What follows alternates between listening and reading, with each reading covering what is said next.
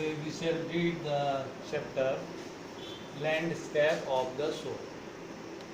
Landscape of the Soul यानी कि आत्माओं की भूदृश्यावली।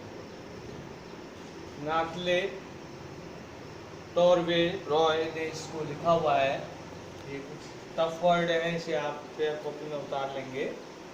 तो चैप्टर का सारांश इस प्रकार है कि पेंटर वू डाओ जी के बारे में एक अद्भुत कहानी कही जाती है, जो कि 8वीं शताब्दी में, जो कि 8वीं शताब्दी में रहता था और उसने तैंग सम्राट ज़ुआंगजोंग के आदेश पर एक भूदृश्यावली का चित्र बनाया था और उसने अपना वह चित्र अपने राजा के आदेश पर बनाया था, जिसे कि महल की दीवार को सजाने के लिए लगाया जा सके।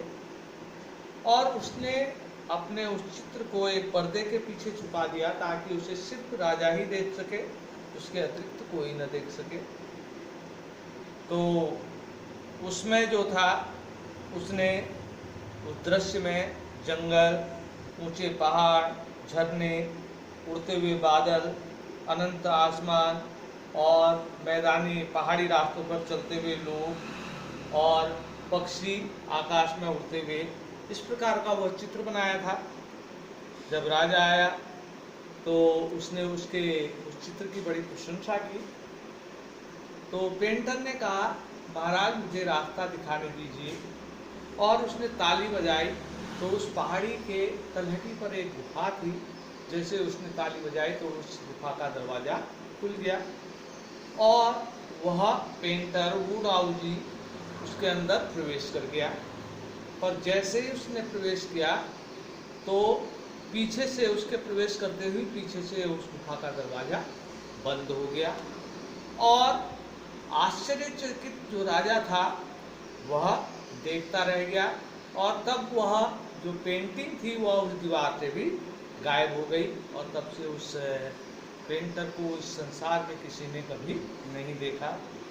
तो चाइना के यानी कि चीन की जो पेंटिंग्स में इस प्रकार की कहानियाँ भरी पड़ी हैं, तो जो कि आपको अंदर से यानी कि आत्मा से आपको चित्र में प्रवेश कराती हैं। एक और कहानी चाइना की इसके बारे में कही जाती है कि एक चित्रकार ने एक ड्रैगन की आंख नहीं बनाई, यानी कि अपने चित्र में ड्रैगन की आंख उसने नहीं ड्रॉ की। उसे डर था कि कहीं उसने उस ड्रैगन की आंख बनाई तो वह ड्रैगन कहीं उस पेंटिंग में से ही न उड़ जाए। 15वीं शताब्दी में एक लोहार था जिसका नाम था क्वेंटम मेट्से। उसको जो है एक पेंटर की पुत्री से प्रेम हो गया, पर उस पेंटर को अपने इस व्यवसाय यानी कि लोहार के व्यवसाय वाला दामाद उसे नहीं चाहिए था। तो एक दिन क्या हुआ, वह जो लोहार था वह उस पेंटर के स्टूडियो में जब वह नहीं था तो चुपचाप से उसमें घुस गया और उसने उसकी नई नई बनी हुई जो पेंटिंग थी उस पर एक मक्खी बनाई और मक्खी इतनी वास्तविकता से उसने उस चित्र में अंकित की कि जो पेंटर जब आया तो उसे भी वास्तविकता का आभास नहीं हुआ। इससे पहले कि उसे वास्तविकता का आभास होता, उसने जो है एक डंडे से उससे उस मक्खी को भगाने का प्रयास किया। यानी कि उसकी जो चित्र बनाने की कला थी इतनी निपुण थी कि जो वास्तविक पेंटर था उसे भी इसका आभास नहीं हुआ।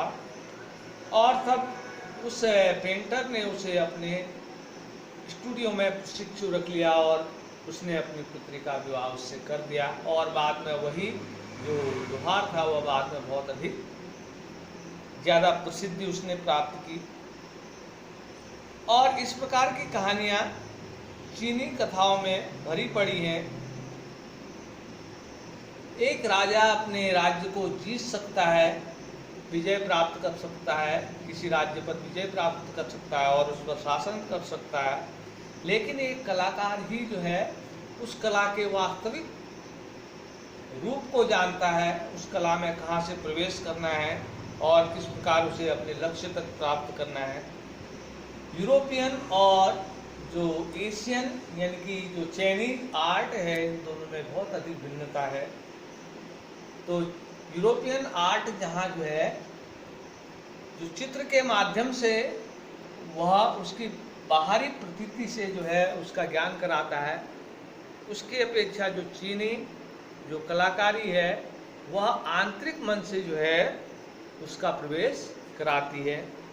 यहाँ पर सेंसुई का जो एक विचार प्रदर्शित किया जाता है, जिसका मतलब होता है माउंटेन वाटर यानी कि पर्वतीय जल, और यह जो शब्द है लैंडस्केप, यह दो शब्दों से मिलकर बना है।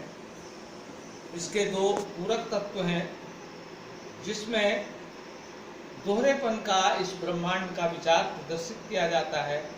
इसमें जो माउंटेन है उसे यंग की संज्ञा दी जाती है, जो कि ऊर्ध्वाधर है और क्षितिज के समानांतर है और वह स्थिर है, गर्म है और सूरज की धूप में सुखाया गया है। जबकि जो ये पानी है वह उसको येन की संज्ञा दी जाती है, जो कि क्षितिज के समानांतर है, धरती पर निवास करता है, तरल रूप में है, नम है और ठंडा है। तो यह दोनों विचार जो है यह ब्रह्मांड की शक्ति के दो रूप दर्शाते हैं, और इनके बीच में जो रिक्त स्थान है उसे दाओस्ट, वहाँ पर उस रिक्त स्थान का बहुत अधिक महत्व है। यहाँ पर आउटसाइड आर्ट के बारे में दिया गया है। आउटसाइड आर्ट यानी कि वे कलाकार जिन्होंने जो है फॉर्मल शिक्षा, कला की फॉर्मल शिक्षा नहीं ली है, फिर भी उनके अंतर्मन में कला का इतनी ज्ञान है, इतना गुण है कि लोग उसकी कला की बहुत ज़्यादा प्रशंसा करते हैं। तो यहाँ पर आउटसाइड आर्ट में नेक चंद का नाम सबसे अधिक फेमस है, जिन्होंने जो कि 80 वर्ष के जो कि नेक चंद है, उनका नाम बहुत अधिक विश्व में प्रसिद्ध है, जिन्होंने चंडीगढ़ में रॉक गार्डन बनाया।